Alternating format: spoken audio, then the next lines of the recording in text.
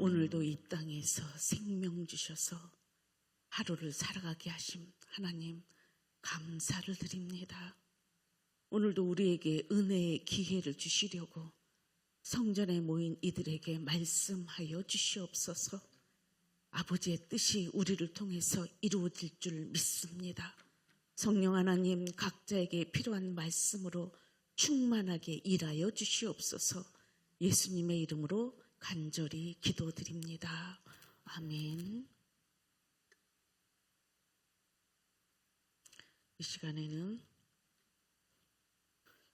철로역정 225페이지 위선자에 대해서 15분 보겠습니다. 자, 위선자 한 사람 때문에 교회는 어떤 비난을 받습니까? 로마서 2장 24절에서 25절 말씀. 시작. 기록된 바와 같이 하나님의 이름이 너희 때문에 이방인 중에서 모독을 받는도다. 내가 율법을 행하면 할례가 유익하나 만일 율법을 범하면 내 할례는 무할례가 되느니라. 우리는 수다쟁이 위선자를 같은 사람으로 보고 있어요. 그런데 여기서 위선자라고 할 때 이 본문 말씀을 보면 유대인이고 율법주의자라는 것을 강조하고 있습니다. 예수님 당시에도 그랬고 초대교회도 그랬고 지금 현재 교회도 그렇고 교회 안에는 유대인과 율법주의자들이 많습니다. 특히 한국교회에는 유교적인 사고가 강하고 그리고 교회에 와서 율법만 앞세우는 자들이 많이 있습니다. 사실 이 땅에 목숨 걸고 우리 선교사들이 머나먼 그 타국에서 이 땅을 살리겠다고 하나님의 명령 따라 온 그들이 복음을 증거했습니다. 핏값으로 세운 한국 교회지요. 그런데 성령이 아닌 율법과 이 땅의 유교와 불교 사상이 교회에 들어와서 이런 위선자 행동을 했기 때문에 교회가 타락을 하기 시작하고 세상에서 조롱하는 그런 교회가 되어가고 있습니다.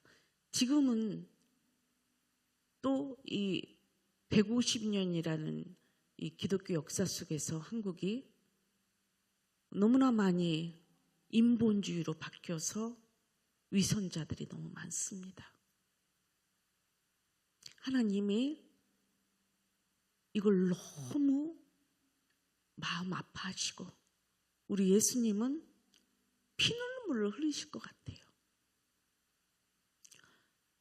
저도 한국교회에 여러 번 교회를 섬기면서 느낀 것은 정말 교회에 의인 찾아보기가 힘들다. 그리고 교회가 교회의 역할을 하기보다는 자기 뜻대로 교회를 움직여 가려고 하는 이 율법과 위선자들에 의해서 권위주의자들에 의해서 교회는 계속 4대 교회처럼 변화가고 있구나. 안타까운 심정이지요.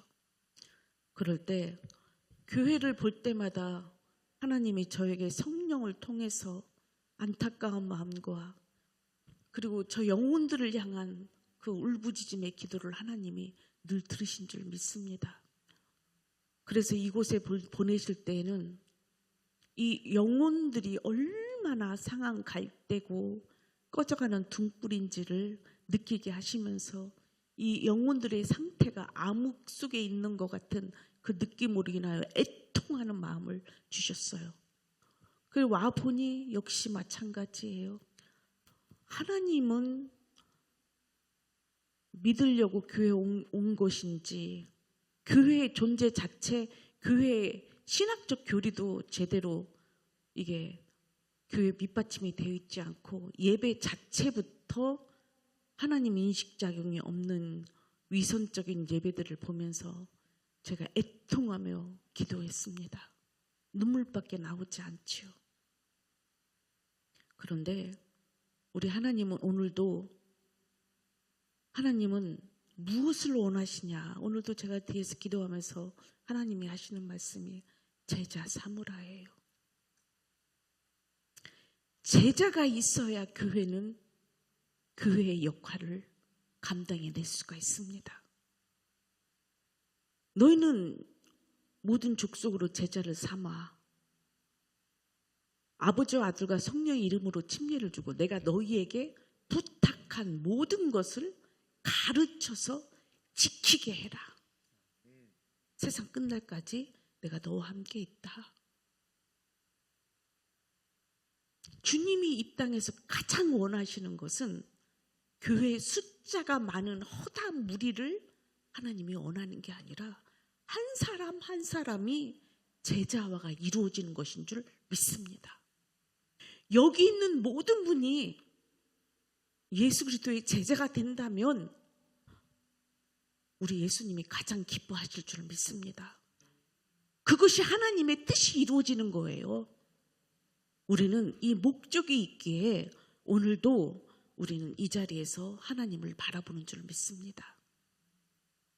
이런 위선자는 우리 교회에 한 사람도 없기를 바라는 주님의 심정이 여러분들과 함께 느껴지기를 바라겠습니다. 답을 보면 위선자들로 인하여 교회가 세상으로부터 비방과 멸시를 받는다.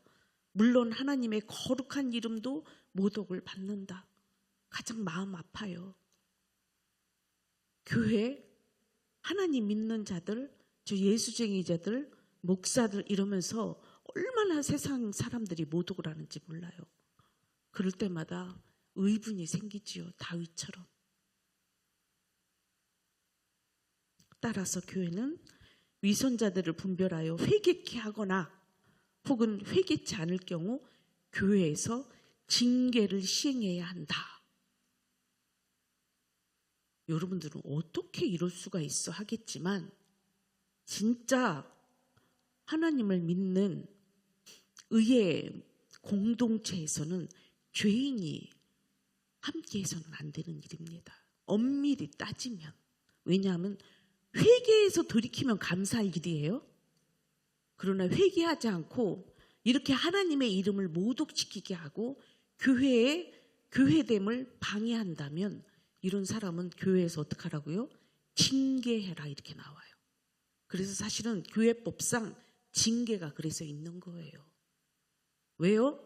이거는 인정, 애정, 감정으로 이해하고 인본주의로 이해하면 이거는 해석이 안 나와요. 그러니까 여러분들이 그런 것들이 엄두가 나지 않고 어떻게 그럴 수 있느냐고 따져 물을 수가 있다 이 말이에요. 그러나 교회를 세우신 우리 예수 그리스도의 피값으로 세운 의인의 모임 속에서 이런 일은 있을 수가 없는 일이에요. 원래는. 교회는 구원받은 그리스도인들의 모임이에요. 그런데 구원받지 못한 자들이 교회에 와서 위선자의 행실을 하면서 교회가 죽어가는 교회가 된다면 우리 하나님도 그러셨잖아요. 내가 촛대를 옮기리라. 때로는요, 어느 교회 가보면요, 다 껍데기만 있어요. 그러면 하나님이 옮기셔요. 우리 하나님은 아주 정확하신 하나님이에요. 이 교회에 한 영혼이라도 하나님 보시기에 구원받는 자가 있고 회개하고 애통하는 자가 있다면 거기에는 희망이 있는 거예요. 하나님의 희망이. 우리는 오늘도 누구보다도 어떤 교회보다도 대구에서 하나님을 가장 기쁘시게 하는 그런 교회 성도가 됐으면 좋겠습니다. 여기에 우리 모두는 열심을 품고 주를 따라야 될 줄 믿습니다. 우리에게 은혜가 있는지는 어디에서 드러나게 될까요? 사도행전 10장 1, 2절을 보겠습니다. 시작. 가이사랴에 고넬료라 하는 사람이 있으니 이달리아 부데라 하는 군대의 백부장이라. 그가 경건하여 온 지방과 더불어 하나님을 경외하며 백성을 많이 구제하고 하나님께 항상 기도하더니. 아멘. 우리는 이 고넬료를 너무 잘 알고 있습니다. 이방인으로서 구원받은 자지요.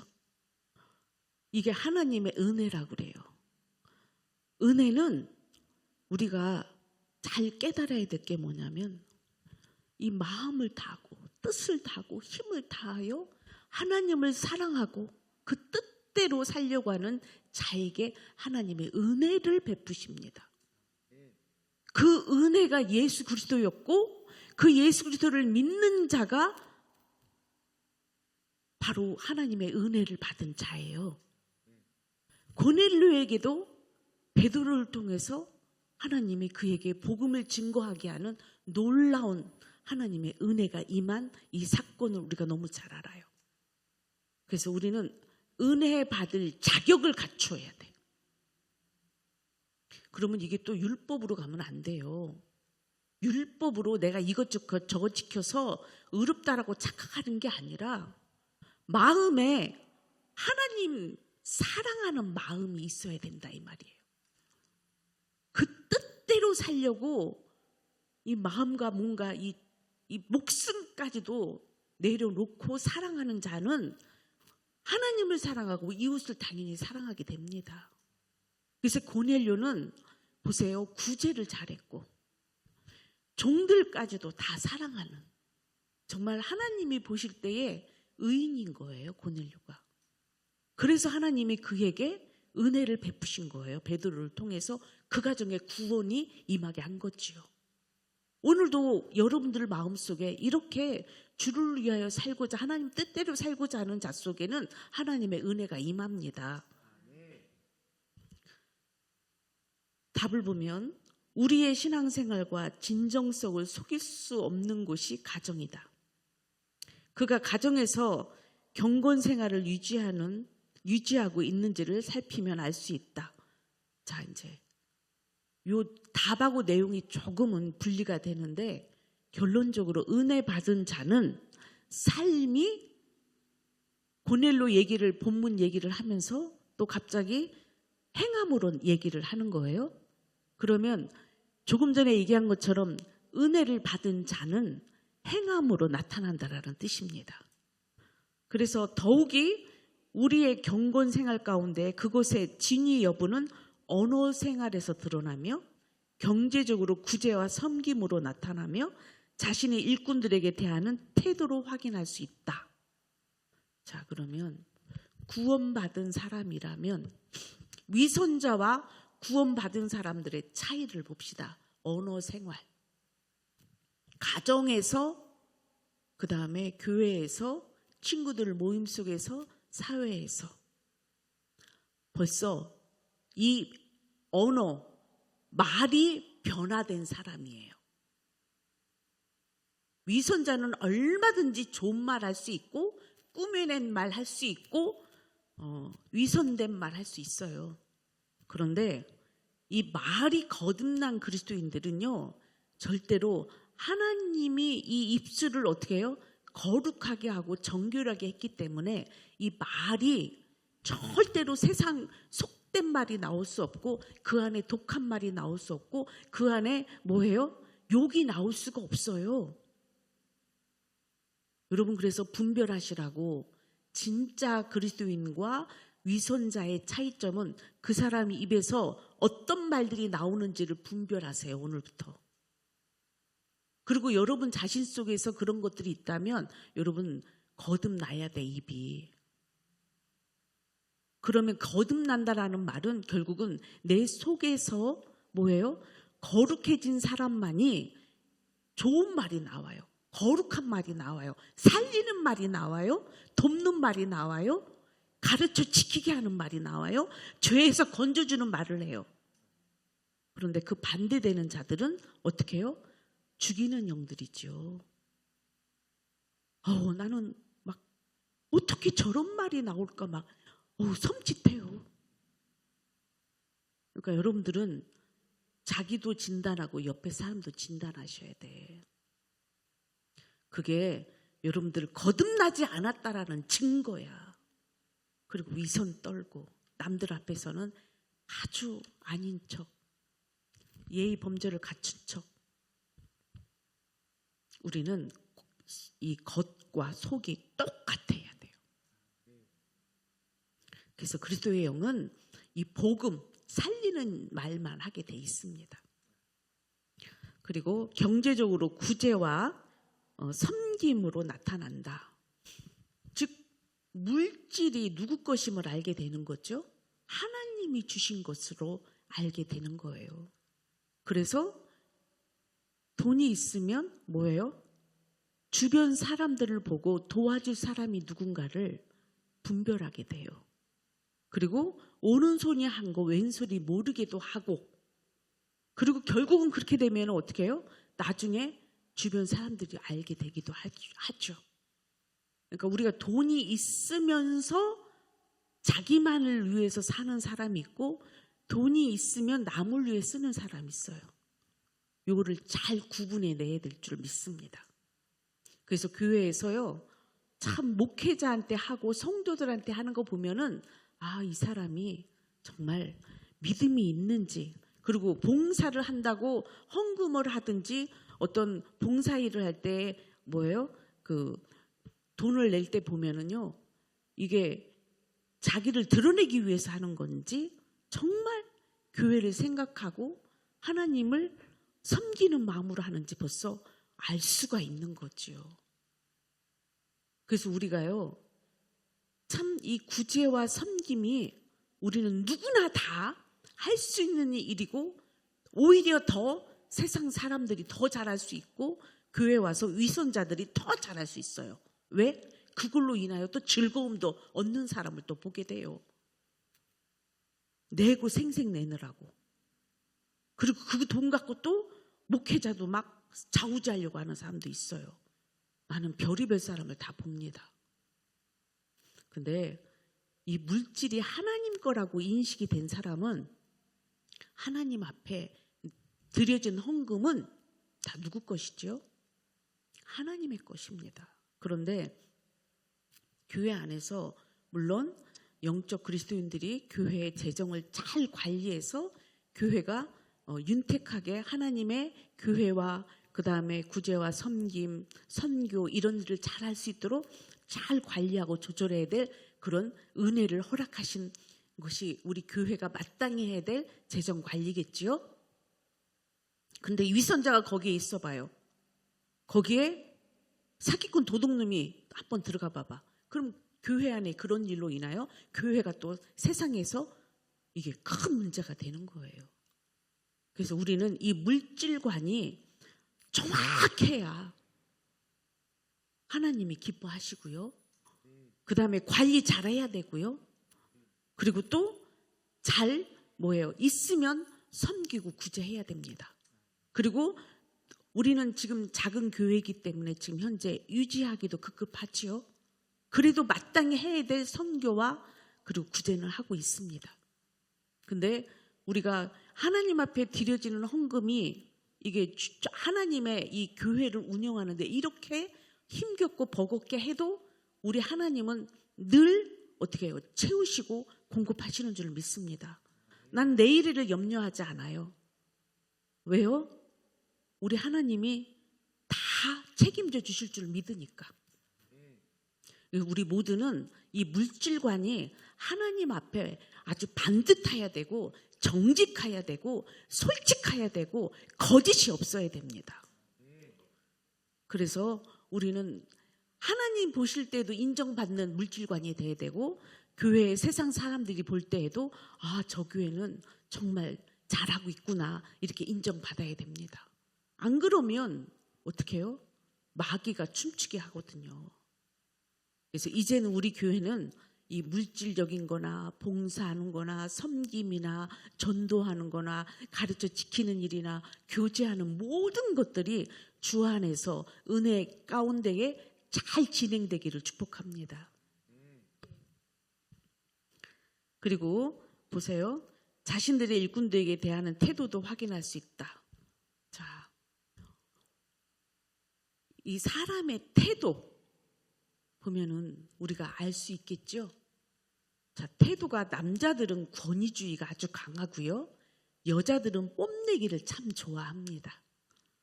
요 부분들이 교회 안에서 이게 위선자인지 영적 그리스도인지 잘 분별해내야 돼요.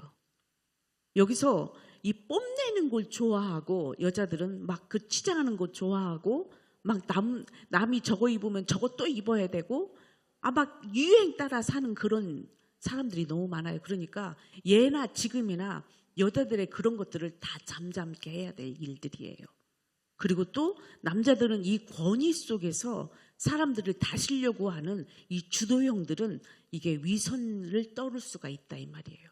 믿음이 있으면 우리는 이 권위로 주권을 갖고 움직이지 않습니다. 오로지 주권은 하나님밖에 없어요.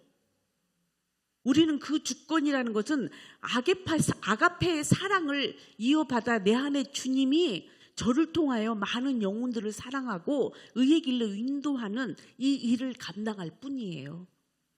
그런데 인간이 잘못된 위선에 빠지면 어떻게 되냐면은 이 주도권을 갖고 막 왕노로 타려고 그러고요.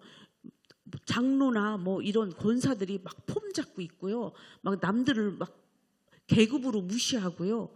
이런 일들이 비일비재합니다. 그래서 어떤 교회들은 막 그 권사 장로 받으려고 별의별 짓들을 다 한대요. 정치도 하고 막 목사들은 막 그런 뭐죠? 돈 있는 사람, 뭐 권력 있는 사람, 정치인들을 막 세우려고 그러고 그게 다 인본주의로 빠져간 결과물이지요. 우리 교회는 이런 주도형들 없어야 될 줄 믿습니다. 우리를 주도할 분은 우리 안에 계신 예수 그리스도밖에 없습니다. 사람이 사람을 주도해서 움직이려고 한다는 그 자체가 위선이고 잘못된 것입니다. 그래서 우리는 물론 이런 것도 있죠. 리더십이 있어서 사람을 옳은 대로 끌고 가서 좋은 일 하면 참 좋겠지요. 그런데 그런 리더십 말고 교회 안에 이 주도권을 행사를 하고 밑에 사람들을 무시하고 이런 사람들은 없어야 될 줄 믿습니다. 자, 그 다음 17번. 수다쟁이는 수다를 떨면서 은혜가 있는 것처럼 해서 무엇을 얻으려고 할까요? 목적이 있었네요. 자, 디모데전서 6장 3절에서 5절 말씀. 디모데전서 3장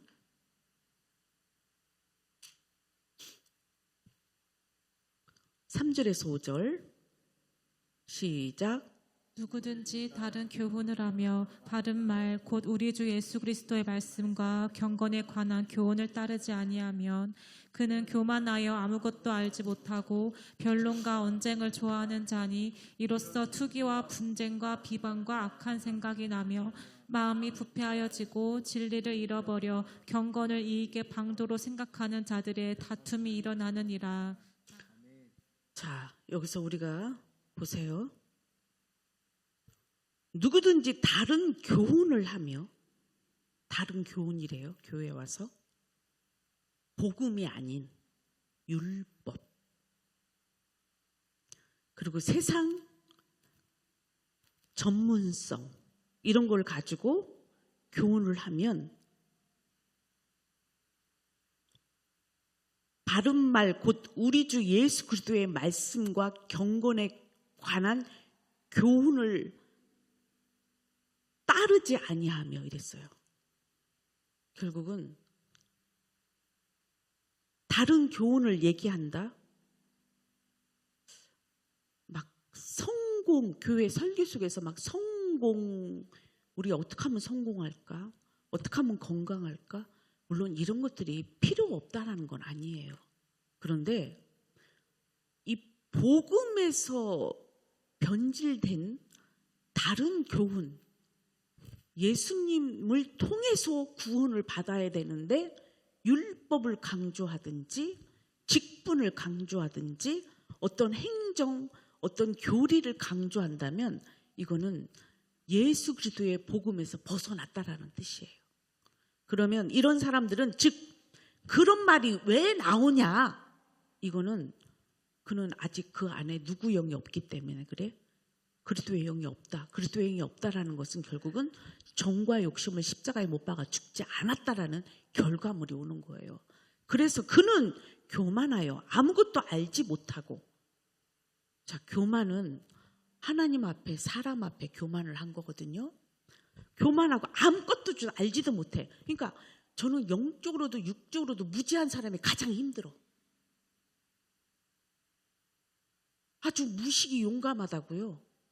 나 옛날에 목회할 때 어떤 교회에서요, 그 교장 선생님이 은퇴를 하시고 그분 신방을 이제 제가 갔던 기억이 나는데, 그분이 담화 속에서 그런 표현을 하시더라고. 저는 가장 힘든 사람이 무지한 사람이 가장 힘들어요, 그러시더라고요. 그분이 말할 때는 그거는 육적 무지를 얘기하는 거야. 근데 저는 거기서 플러스 시켰죠. 저는 영적으로도 무지한 사람이 너무 힘들어요. 아무것도 알지 못하고 변론까지 해요. 언쟁을 해요. 이런 걸 좋아한다라고 써 있어요.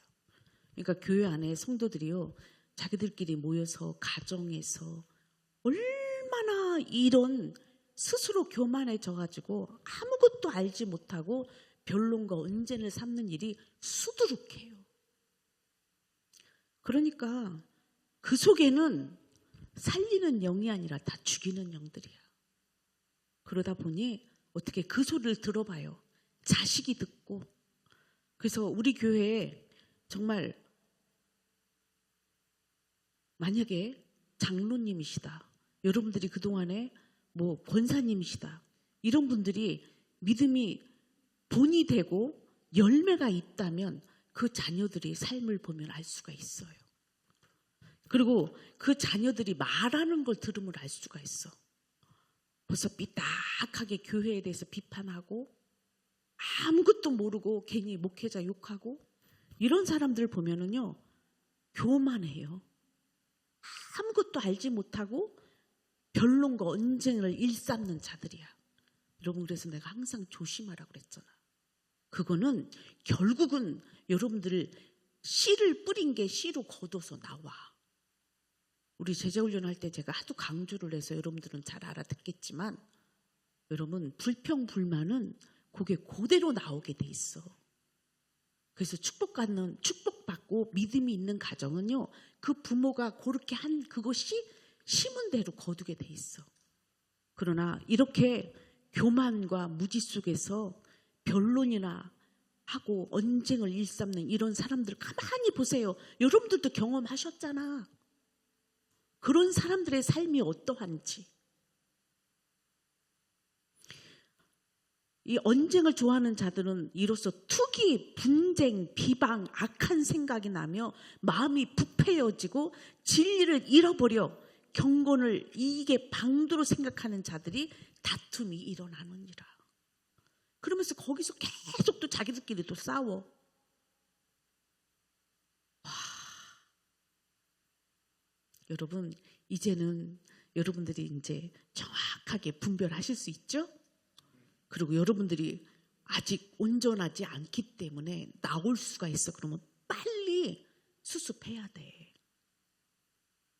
미안하다 하고 잘못했다 하고 듣는 자로 하여금 덕이 되지 않는 일들은 하지 않도록 하세요.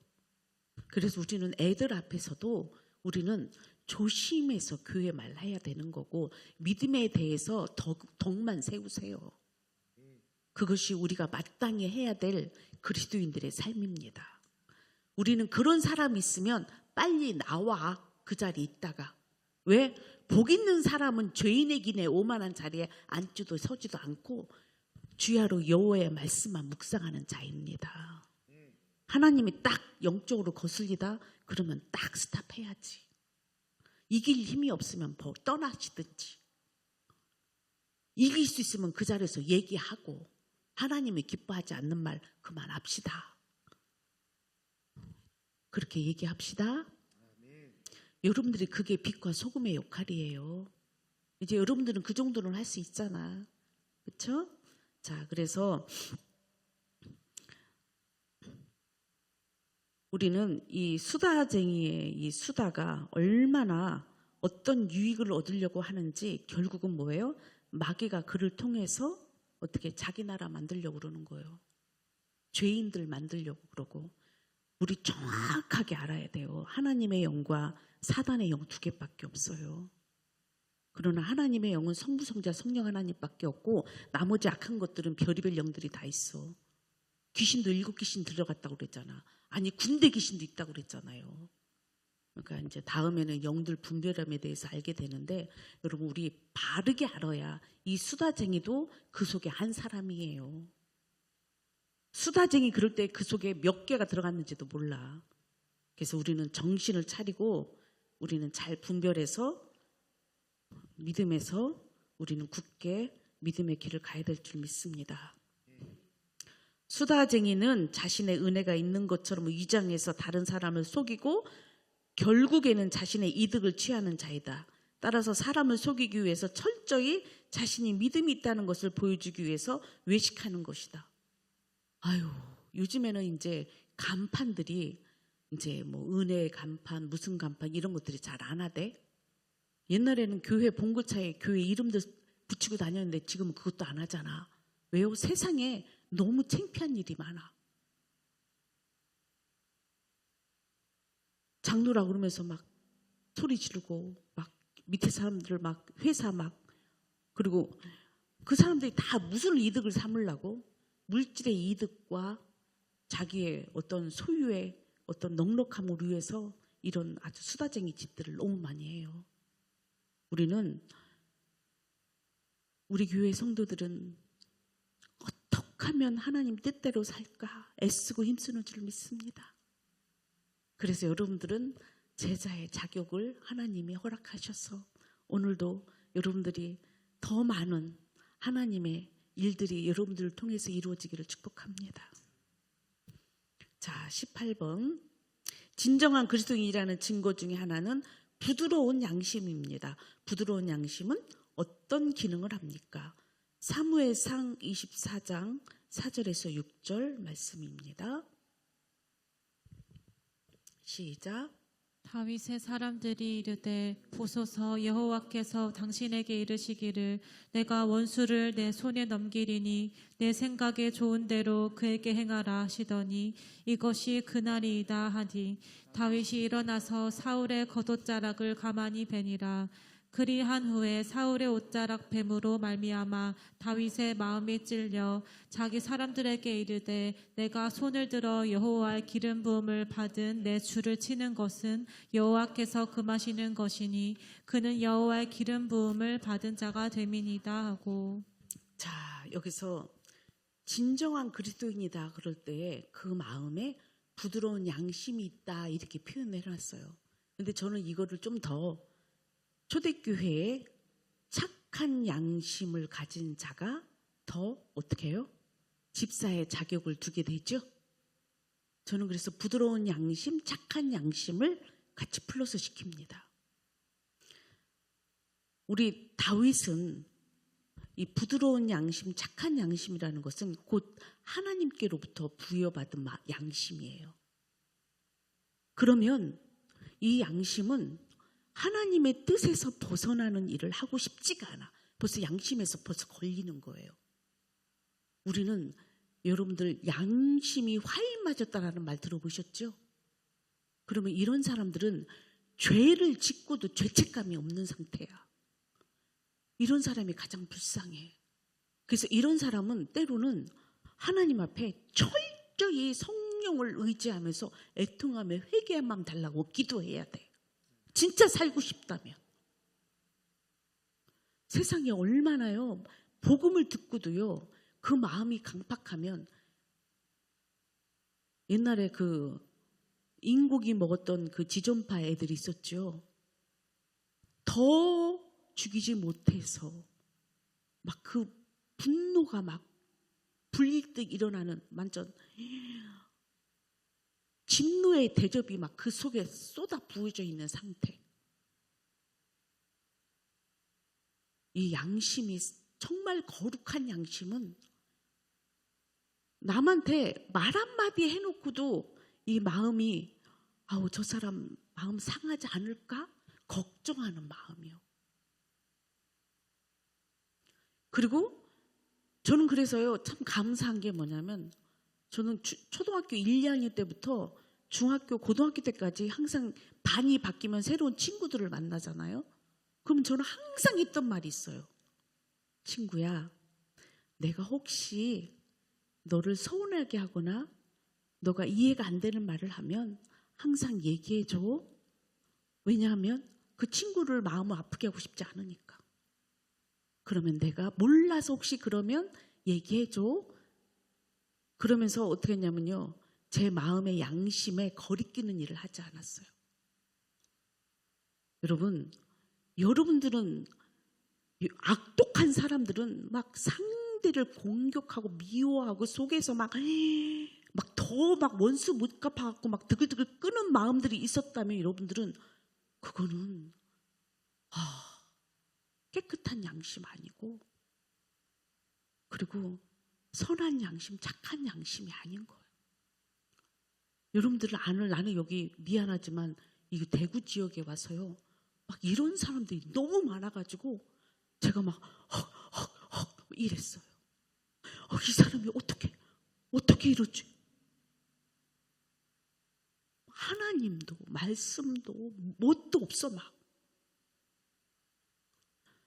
그리스도의 영은 어떻게 하면 하나님 뜻대로 살릴까밖에 없어요. 근데 그거를 거부한다면 그거는 그 사람 탓이고. 그래서 여러분들 마음에 이런 자기 안에 이 양심이 얼마나 더러워졌는지를 한번 보세요. 말씀이 여러분들한테 거울 되기를 바랍니다. 그래서 자기 안에 이 미워하는 마음 하나도 들어가면 안 돼. 저는요, 그 미워하는 마음 하나 갖고 하나님 앞에 죄인임을 알고 회개했다고 그랬잖아. 이 거룩한 마음, 착한 마음 속에서는요, 그런 마음이 하나도 없어야 돼. 미워하는 순간 여러분들이 왜 저래 미워 이런 마음도 없어야 돼요. 어떡하지? 기도해 줘야 돼. 지금 다윗은 그래서 그 마음에 하나님이 그 마음을 합했다. 그러니까 그 마음을 중심을 하나님이 아신 거예요. 초대교회에서도 집사의 직분을 채용할 때도 뭐예요? 착한 자 꼭 들어갑니다. 전 그래서 결혼할 때 신랑 신부들을 맞이하고 싶은 사람들한테 뭐 돈도 있고 뭣도 있는데 뭐 두 사람 중에 한 사람 선택해야 누구 선택하면 돼요? 이렇게 물어보면은 저는 착한 사람 이렇게 얘기해요. 오히려 착한 사람이 더 오래 가고 하나님이 기뻐하는 축복을 받게 됩니다. 그래서 여러분들 마음속에 여러분 이렇게 남이 잘된 거 시기 질투심이 많고 그것조차도 막 그런 마음이 올까 봐도 막 밀어내는 일이 이게 착한 양심인데 그게 아니고 막 미워갖고 막 꼭 해가지고 상대한테 막 나쁜 말하고 막 나는 여기 사람들 막 솔직히 처음에 여러분 제자들 볼 때도 막 저 언제 변할까 막 저기서 막 팍 나오고 저기서 팍 나오고 저 악독을 저 어떡할까 막 이 독이 막 안에 있는 게 보여 막. 여러분들 하나하나가 다 죽어야 돼요. 남을 이제는 살리는 자, 그러니까 자기 안에 있는 그 악독이 십자가에 죽는 일만 하세요. 그러면 자기도 살고 남도 살려. 근데 이 악독은 이게 마귀에게서 왔기 때문에 자기도 죽이고 여러분 자기도 죽이는 거야. 그게 남도 죽이는 거고. 그래서 우리는 거룩한 양심을 갖도록 착한 양심을 갖도록 그것도 위해서 기도하셔야 됩니다. 아멘. 자, 부드러운 양심은 하나님 앞에서 정직한 삶을 살게 하며 사람들에게 의로운 삶을 추구하게 한다. 따라서 미세한 성령의 음성에도 반응하여 순종하며 자신의 잘못된 죄에 대하여 즉각적으로 반응하여 회개하는 것이다. 아멘이죠. 저는 이런 마음이 있어서 할렐루야야.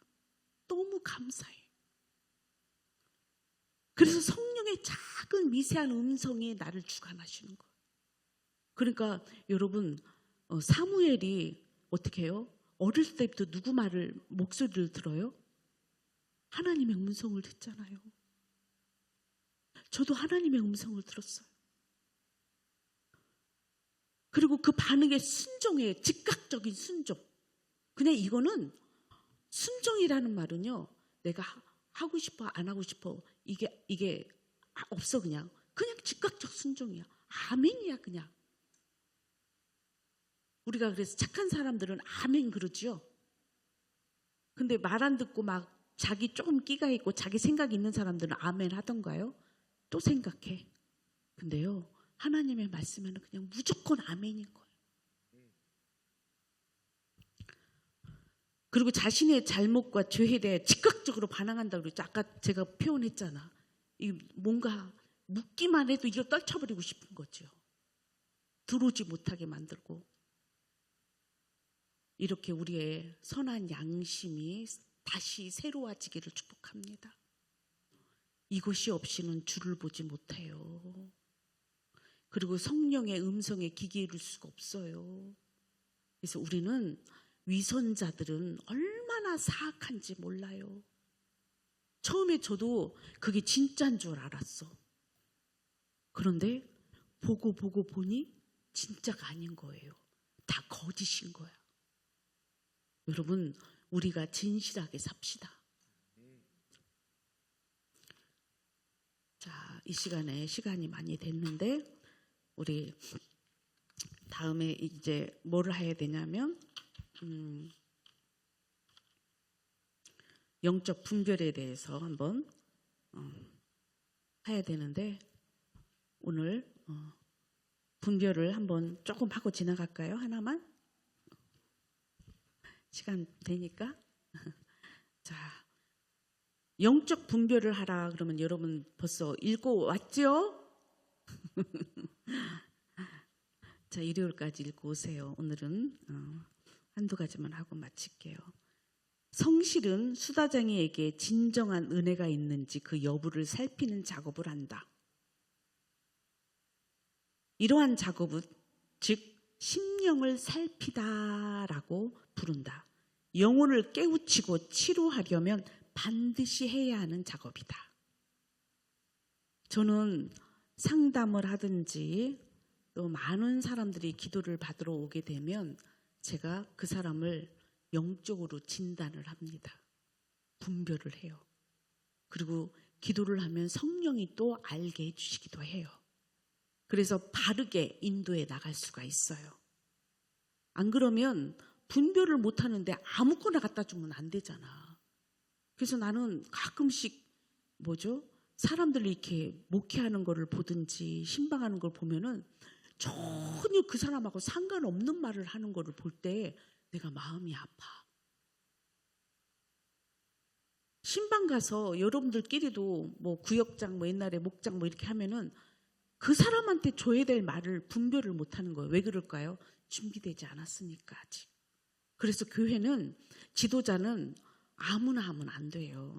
영적 분별이 있는 자가 지도자가 돼야 돼요.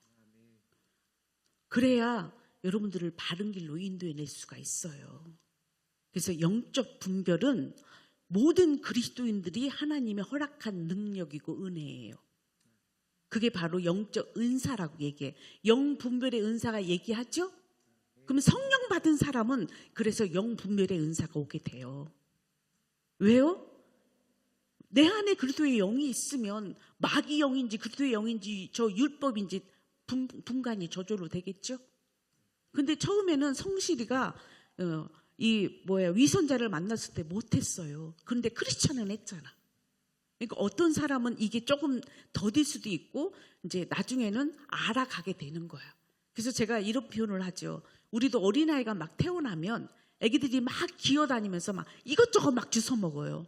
몸지도 주워 먹고 막 그럴 때는 막 빨리 다 치워놔야 되잖아. 안 그러면 언제 가서 입에다 집어넣는지 집어넣고 있어.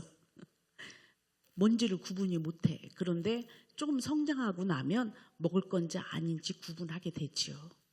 그래서 여러분들은 위선자를 분별해낼 수 있어야 되는 거야.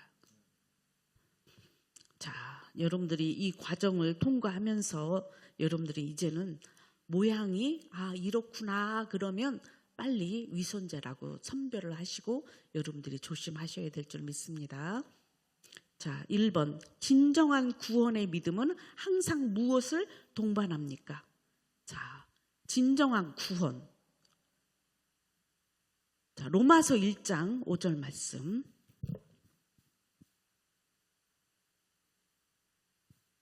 시작. 그로 말미암아 우리가 은혜와 사도의 직분을 받아 그의 이름을 위하여 모든 이방인 중에서 믿어 순종하게 하나니. 그로 말미암아, 누구로 말미암아? 예수 그리스도로 말미암아 우리가 은혜와 사도의 직분을 받아 그의 이름을 위하여 모든 이방인 중에서 믿어 순종하게 하나니. 즉 순종하는 자가 구원받은 자다, 이렇게 얘기할 수 있어요. 그러면 이 순종이라는 말은 여러분 그냥 아까도 얘기했지만 이게 하나님 말씀이고 그리고 주님의 뜻이라면 언제든지 그냥 그러니까 자동으로 가는 거야. 이거는 자동으로. 순종이. 믿음이 있노라 하고 순종을 안 한다? 그러면 그 사람은 아직 구원을 이루었는지 자기 자신도 돌아봐야 되고 주변도 잘 살펴야 돼요. 그래서 제가 그런 예화가 한번 있었다고 그랬죠. 어떤 목사님이 장로 2사람 중에 한 사람을 이제 안수를 줘야 되는데 둘 중에 한 사람을 선택해야 되는데 고민이 되는 거예요. 그래서 이 목사님이 지혜를 갖고 이제 심부름을 시켰어요. 2사람을 불러다가 교회 뒷마당에 배추가 있는데 그 배추를 두 덩어리를 주면서 배추를 갖다가 심으라고. 근데 반드시 거꾸로 심으라고 얘기를 했어요. 그러면 이제 이들은 뭐예요? 가져가서 밤새 이제 그걸 심어야 되는데 한 사람은 생각하기에 배추는 원래 반드시 밑으로 심어야 되는 게 맞는데 왜 목사님은 참 왜 어리석게 왜 이거를 이렇게 심으라고 하죠? 이건 목사님이 틀린 거예요. 이건 정확하게 배추는 이렇게 심는 거야. 그리고 심었어요. 그리고 한 사람은 이상하다. 배추는 반드시 이렇게 심어야 되는데 왜 목사님은 거꾸로 심으라고 그랬지? 목사님이 반드시 이유가 있을 거야. 나는 그런 목사님 말씀에 순종해서 거꾸로 심어야지. 그리고 거꾸로 심었어요. 그 다음 날 목사님이 누구를 선택했을까요? 맞습니다. 거꾸로 심은 순종을 보는 거지요. 왜냐하면 우리도 하나님 앞에 순종해야 되지만 우리 교회의 지도자 밑에서 일하는 모든 장로나 집사들은 누구 말에 순종해야 돼요? 목사님 말에 순종해야 돼요. 왜요? 여러분들보다 먼저 된 자고 교회를 위해서 리더십을 주신 그 주님이 함께 하시기 때문에 우리는 그 말에 순종해야 된다라는 우리에게 뭐예요? 좋은 교훈을 주는 예화지요. 즉 무슨 말이냐면 내 뜻대로 살겠다라는 이 자아가 죽었다라는 뜻이야. 예수님도 말씀하셨잖아. 누구든지 나를 따라오려거든 자기를 부인하고 날마다 자기 십자가를 지고 나를 쫓을 것이니라가 그 말씀에 합당한 것입니다. 그런데 여러분들이 여전히 내 뜻, 내 생각이 옳다라고 아직도 여러분들이 주장하고 여전히 간다면 여러분 그거는 십자가에 못 박아야 돼요. 이것이 교회 안에 위선자로 아주 드글드글한 거예요. 진정한 믿음이 있는 자는 내 감정, 내 생각 버리고 우리는 첫째로 하나님과 예수 그리스도와 성령의 말씀에 귀 기울이는 자가 되어야 되며 즉각적 순종이 나타나고 또한 주의 종도 역시 그분이 진정한 주의 종이면 그 말에 즉각적 순종이 일어나야 그 교회는 교회다워지는 것인 줄 믿습니다. 진정한 구원의 믿음은 항상 순종이 동반한다. 아멘이죠. 저는 주님 말씀하시면 내가 나아가리다. 주님 뜻이 아니면 내가 멈춰서리다. 부름받아 나서니 몸 어디든지 가오리다. 사명 찬양하며 언제나 어디서나 내 뜻은 없어요. 다 주님 말씀하시면 나아갑니다. 성령의 유효한 역사로 인하여 믿음이 형성될 때 그 심령의 영적인 원리가 심겨지기 때문에 순종이 일어나게 되어 있다. 따라서 신앙의 정신은 실천적인 것이다. 아멘. 왜냐하면 이 마음에 이제 내가 그리스도와 함께 십자가에 못 박혀 죽고 내 안에 그리스도의 영이 살기 때문에 사나 죽으나 누구를 위해 살게 돼요? 근데 이것이 그냥 이번 결론이라고 그랬잖아. 이 말은 믿음이 믿음으로 이루어지고 순종이 순종으로 이루어지는 이 과정이 있어야만 성령을 통해서 행하는 자가 되는 것입니다. 여러분들도 오늘 성령께서 이제 순종하고 믿음으로 살아보겠다라고 이 자리에 오셔서 말씀 가운데 여러분들을 어쨌든 순종시킬 때에 여러분 먼저 믿음이 심겨져야 돼요. 하나님의 믿음이 있어야만이 순종의 출발이 시작되기 때문에 아브라함도 하나님이 어떻게 해요? 그를 택했을 때에 너 본토 지적 아비 집을 떠나가 순종의 첫 출발이었어요. 우리 예수님도 나를 따라오려거든 너 날마다 죽이고 나 따라와 이런 얘기 하셨잖아요. 요 말에 순종하셔야 돼. 예수님이 날마다 자기를 부인하라고 했는데 이거 순종 안 했기 때문에 구원이 이루어지지 않았다라는 게 답으로 와요. 여러분 오늘부터 다시 출발하세요. 자기를 부인하세요. 제발. 부인하지 않으면 절대 주님이 그 자리에 들어갈 수가 없어요. 우리 주님은 거룩의 영이십니다. 그래서 날마다 죽는 오늘 이 시간 됐으면 좋겠습니다.